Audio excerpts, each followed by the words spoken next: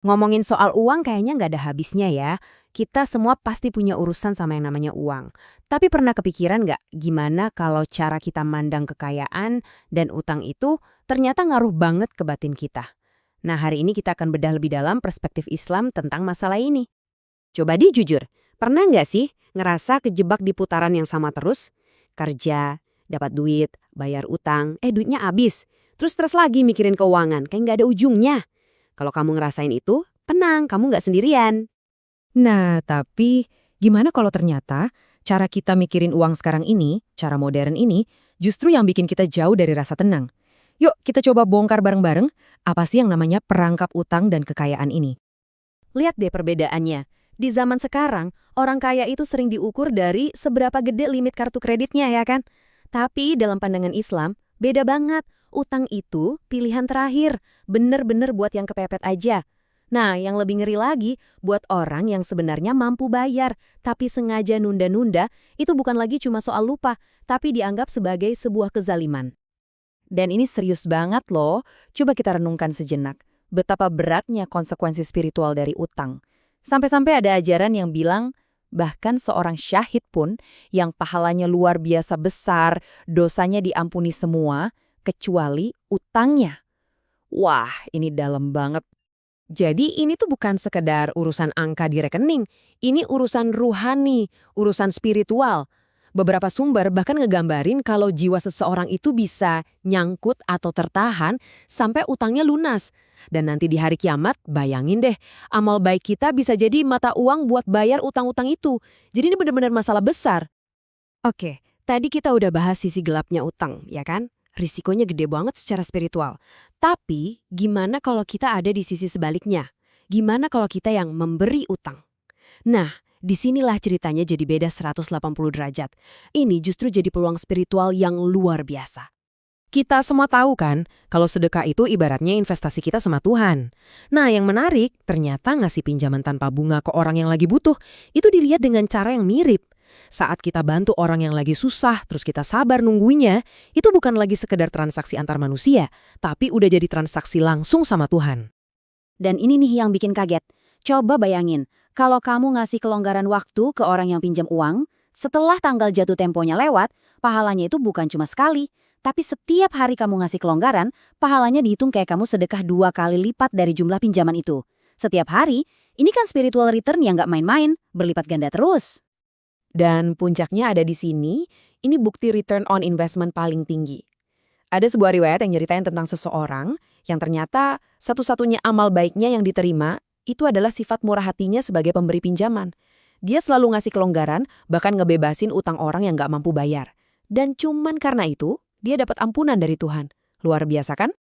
Oke, jadi kita udah lihat masalahnya dan kita juga udah lihat solusi yang mungkin agak di luar dugaan ya.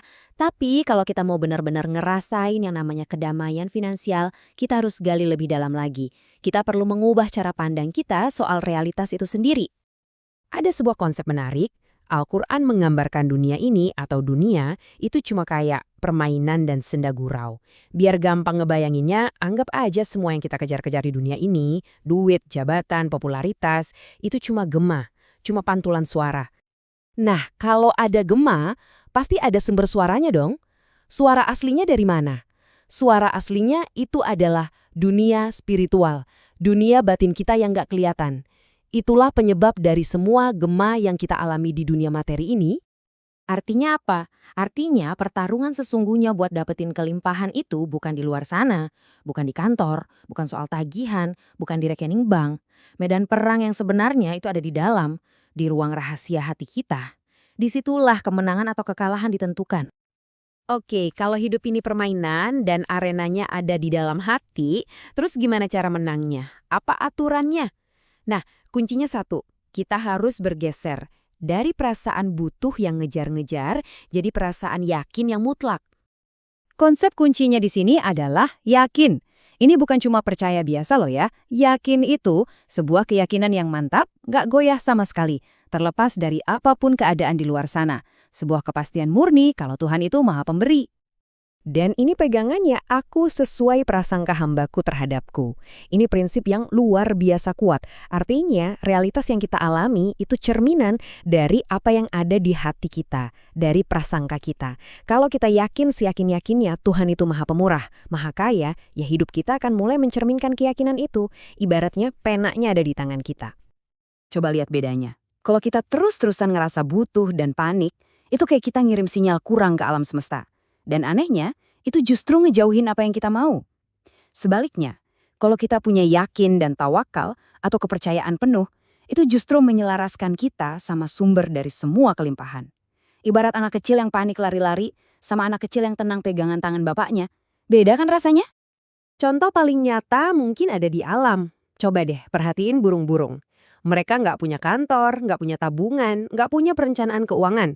Mereka cuma terbang pagi-pagi dengan perut kosong dan sorenya pulang dengan perut kenyang. Kok bisa? Karena mereka beroperasi dengan tawakal murni, pasrah total sambil terus berusaha.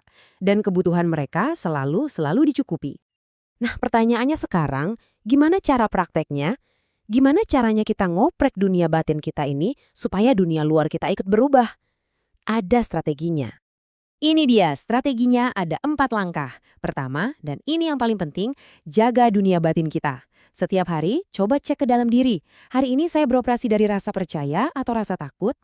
Kedua, cara kita bicara, cara kita berdoa.